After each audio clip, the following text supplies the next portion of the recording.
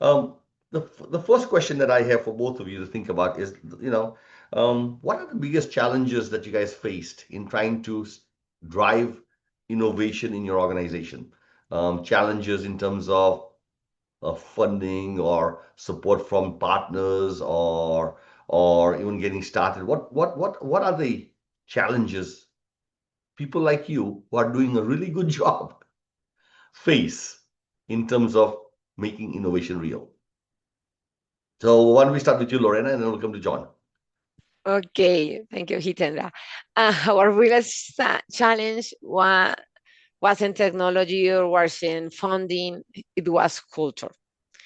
BioD is a traditional organization with strong hierarchies, political dynamics, and a deep belief that we always done things right because the business is working all this time without innovation. And the hardest battle were shifting mindsets. I think that it was so hard, and we still working on that from opinion to evidence. Yeah, because they say no, I think this is this a business? We have to invest in this. But what is the evidence in that? And with that, moving from, and we are still working on that. Everything is a priority to real strategy focus. When we arrived to BioD, we have my, everything was a priority. What food, what oleochemical industry, what energy, why liquid fuels, solid fuels. But we had to looking for the real strategy focus and say no, everything is a priority because if everything is a priority, nothing is a priority. And the other point is creating a trust in the system that initially feel threatening. The people say, "Oh, this is unusual for us, think different. You're going to change everything that we make it and we build in." So it's very threatening for the people on the beginning.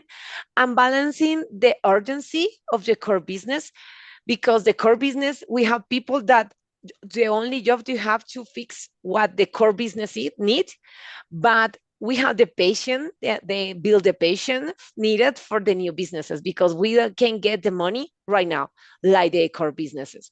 In short, the challenge was reducing organization gravity that I would say before, the inertia that keep people tied to the past, tied to the core business.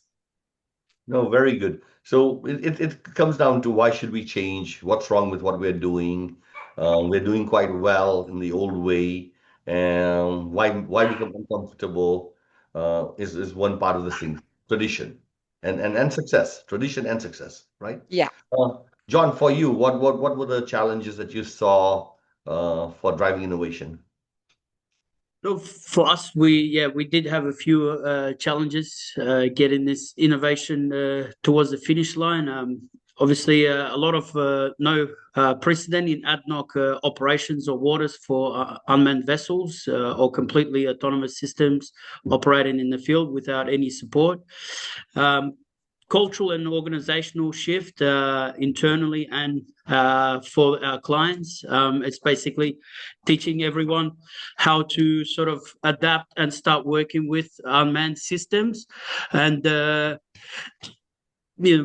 internally, the users with our platforms had to understand that using this unmanned system will require some additional work, and it will require a new learning curve towards the current conventional ways or systems or how they operate.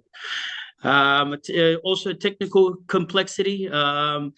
We went through a lot of technical issues and challenges. And like my CEO showed me a picture once from 2015 where he drew on a piece of paper how he saw the offshore world and operations, and it being unmanned. And back then, the communications was still probably one of the biggest challenges they had. So the communications have come a long way. In order for us to operate unmanned or remotely, we do rely on strong comms. So for us to be able to remotely see, monitor, navigate, and also live transfer the data back to shore.